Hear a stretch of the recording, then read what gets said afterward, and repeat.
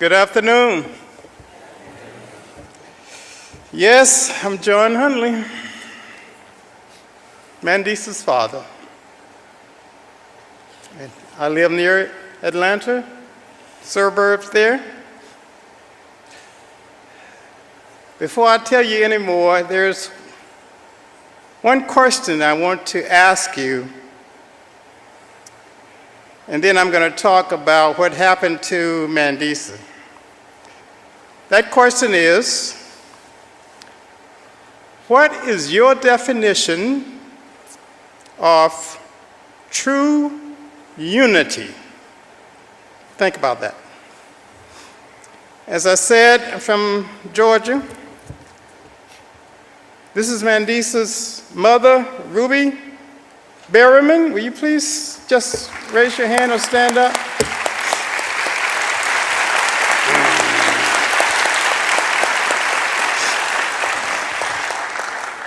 Mandisa's bonus mother, Millie Hundley.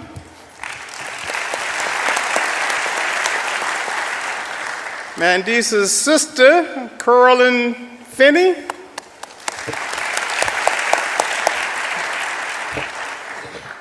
And my 92-year-old sister, Dorothy Marshall. That's Dina's mother. What is Dina? Right there. Yeah, that's Dina's mother. And I got a couple sons that think they can protect me. Okay. What happened to Mandisa, our daughter? No, I'm not a detective, but I have spoken to the detective twice. I've been in Mandisa's home since last Saturday, every day. I spent the night there, and my wife didn't like it, but I stayed there. And I've gone through a lot of stuff. And me and the detective talked about, and I told him what I was going to say.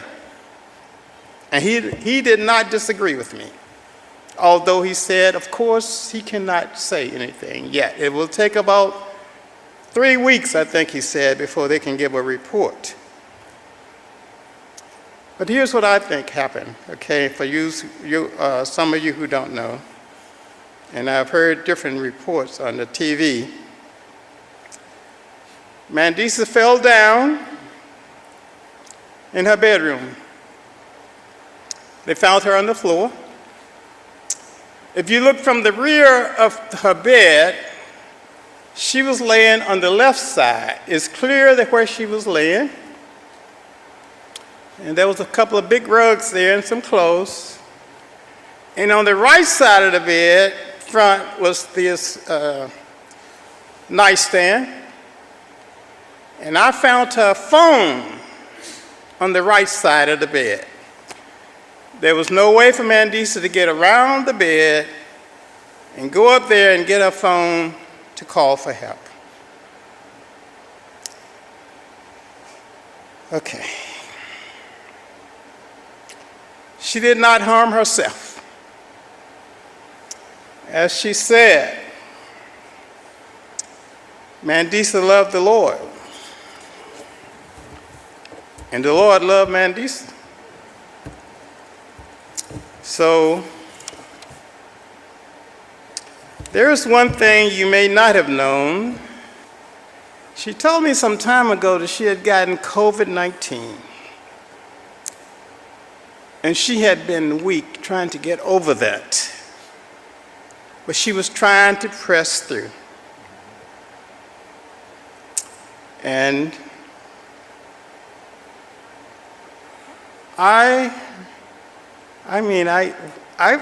we talked so much on Easter morning, but I thought she was going to this conference, and so I had not called her recently, but I've talked to her a lot.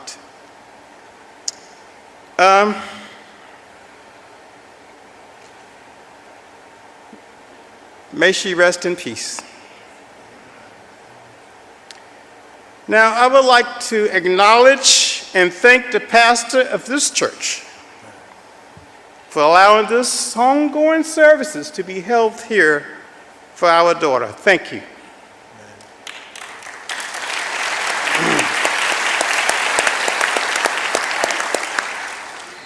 I forgot to introduce my son. You said your son. Just Did I say your son? You said Okay. your guys to protect you. Y'all trying to protect me?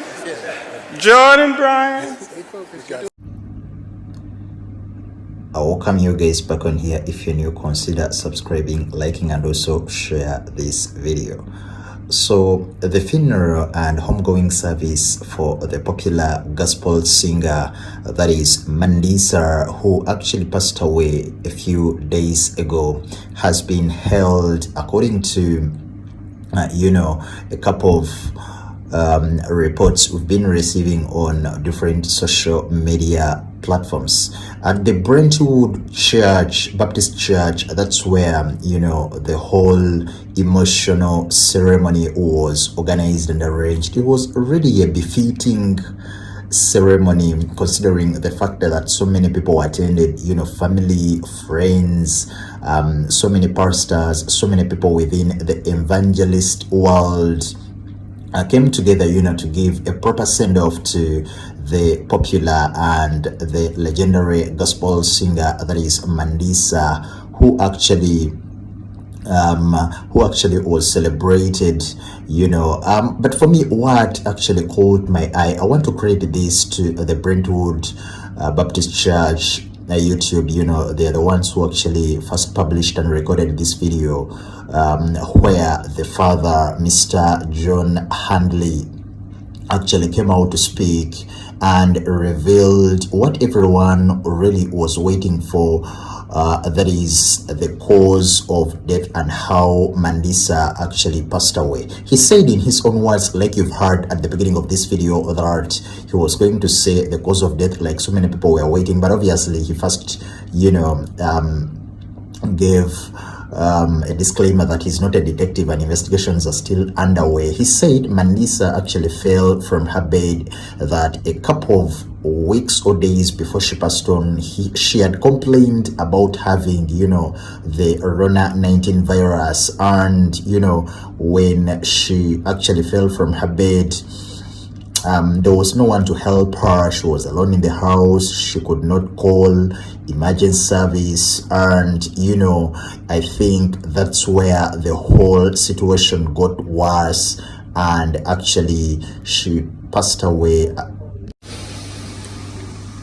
From the father's speech, he affirmed and clarified the whole situation and the reports that were going around that Mandisa harmed and did the unthinkable to herself. He refuted those allegations. They are not true, because Mandisa was really a daughter of Jesus. She loved God and she loved Jesus Christ, and she never attempted to do any of the things you were speculating on social media.